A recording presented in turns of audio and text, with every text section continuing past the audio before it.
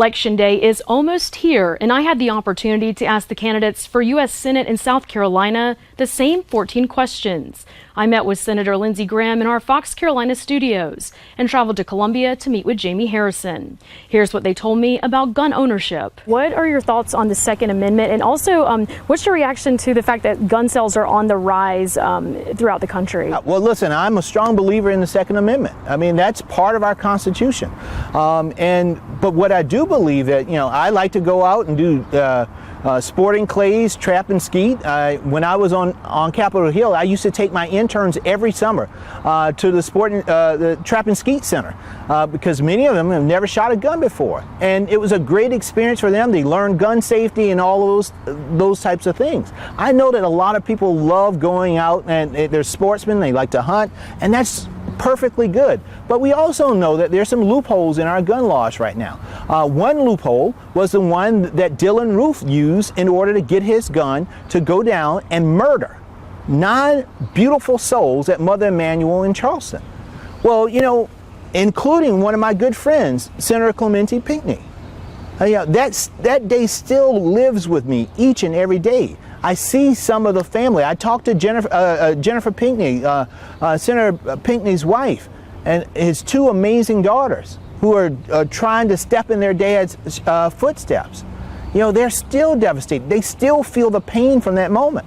And so there was a bipartisan bill that went through the House of Representatives, authored by Joe Cunningham and Jim Clyburn. It got Republican and Democratic support.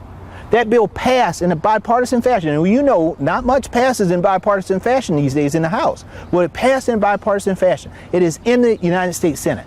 Do you know whose desk it's sitting on right now? Lindsey Graham, the chairman of the Senate Judiciary Committee.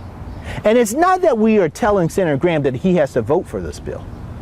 But what we are saying, Senator, you had 9 beautiful souls who lost their lives, and their families are still here in South Carolina. These were your constituents. Out of just deference to them, out of respect for their memories, bring the bill up for consideration and debate in the Senate Judiciary Committee. And he won't even do that. And that is what I'm talking about in terms of representing your people, South Carolina. The question is, Senator, who do you represent? If you lose 9 lives and their families are still here, do you represent them or do you represent the gun lobby? That's my question. And so nobody's saying take anyone's guns away, but let's close the loopholes to make sure that dangerous people don't get those guns so that we don't repeat what happened at Mother Emanuel. We need that type of leadership. What are your thoughts on the Second Amendment, and also talk about your reaction to gun sales that continue to rise? I just did an event at Palmetto Armory. I own guns. I own pistols. I own shotguns. I own an AR-15. I'm a responsible gun owner. I believe in background checks. I believe in responsible gun ownership. What the Democrats are doing is pushing a national registry for guns. That's a terrible idea. I own an AR-15. If there's a tornado or a hurricane and the cops can't get to your house, I'd like to be able to defend myself and my family with the gun of my choice. Not a double-barrel shotgun, an AR-15. They'll go to the AR-15 house last.